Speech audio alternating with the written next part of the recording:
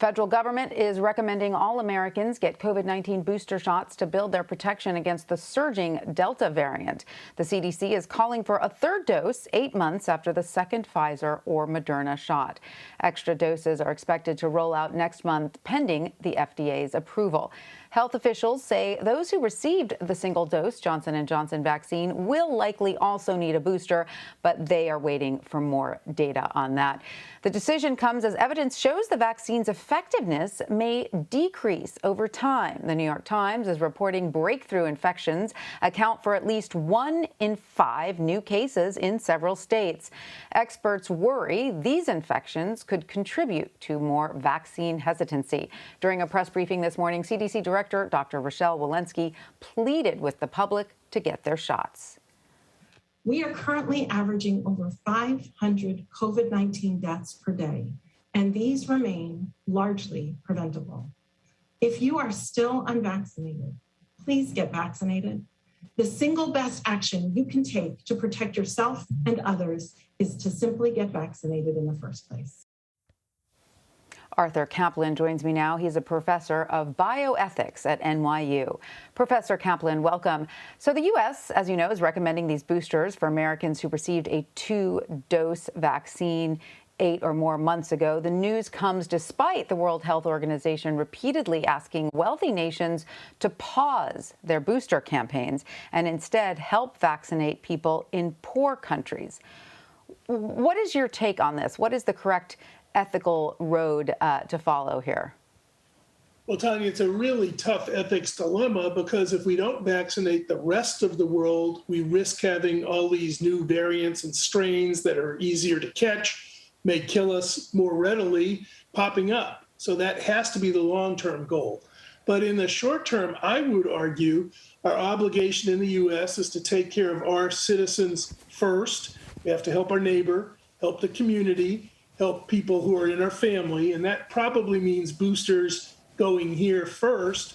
I would also say if we really tried to ship the booster supply overseas, it's still a drop in the bucket at this point, and I'm not sure a lot of these other nations are set up to distribute vaccine. They need it, but they need some infrastructure. So I hear what the WHO is saying.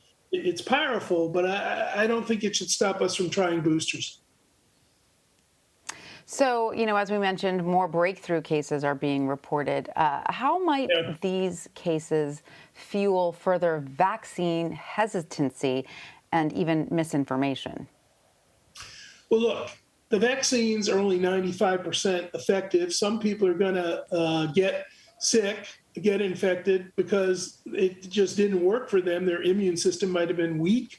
There's also situations where some people may be losing immunity faster, which is why we're starting to talk about this booster situation. But no one should be complacent about vaccination, and no one should miss vaccination, because the crucial thing that vaccines do is they keep you out of the intensive care unit, they keep you out of the morgue. Even though there may be some infections that are breaking through, people who get them are not getting as sick and they're not dying. So you've got to get vaccinated. So, throughout the pandemic, Professor, there have been these reports of certain doctors promoting anti-vaccine theories, few and far between, but of course they get a lot of play in the anti-vax community. And you've said in the past that you think doctors who push these theories should lose their licenses. Can you expand on that? Absolutely, Tanya. You're in a situation where we got a plague, we got 500 deaths a day. There's a possibility this could come back, and you've got a few, I think, immoral, unethical, irresponsible doctors out there spouting theories that, let's say, masks don't work, or they're dangerous, or vaccines don't help, or peddling alternative cures. I want the medical boards in every state to wake up, see what these people have said on social media, see what kind of communication patients say they've had with these folks, and make sure we yank their license. We cannot be, allowing misinformation that's deadly to come out of the mouths of people that are trusted sources. Right. And so what about then those doctors who don't necessarily push anti-vaccine theories? You won't see videos of them circulating online, but they also don't necessarily encourage their patients to get inoculated. Well, it's tough to go after them because you don't really have any strong evidence that they spread misinformation. But I'll say this, it's unprofessional as a physician at this point in time in this epidemic not to be stressing vaccination, not to urge masking, not to urge testing, that we get that more in place and more broadly used so we can isolate people who are positive. If you're not sending that message, maybe I can't come after your license, but I can sure condemn your professionalism.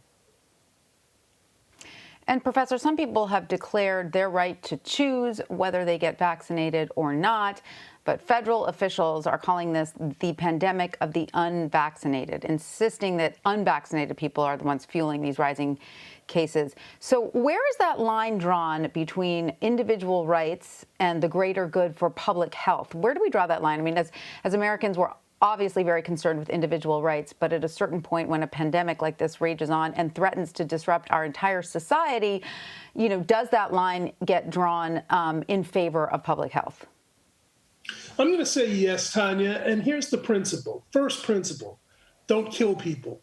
Protect the immune suppressed. Protect children who can't be vaccinated. Worry about people who have cancer. Worry about people who got a transplant. They're going to die from this virus if you don't protect them because they can't be vaccinated.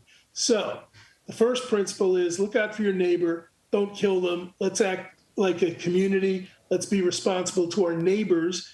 That limits somewhat our freedom. If you're not vaccinated, I'm not going to send the vaccine police out to your house to pin you down and get you vaccinated, but you shouldn't be wandering around. You shouldn't be out at the gym or restaurants or going to sporting events. You really have to take seriously in a plague community responsibility, limit your liberty by the fact that you can harm your neighbor, harm your family, harm your friends. Don't do that. All right. Well, Professor Arthur Caplan, thank you so much. It was great discussing sort of the ethical side of all of this with you, which is something we don't often get a chance to do. Thank you. Thanks so much.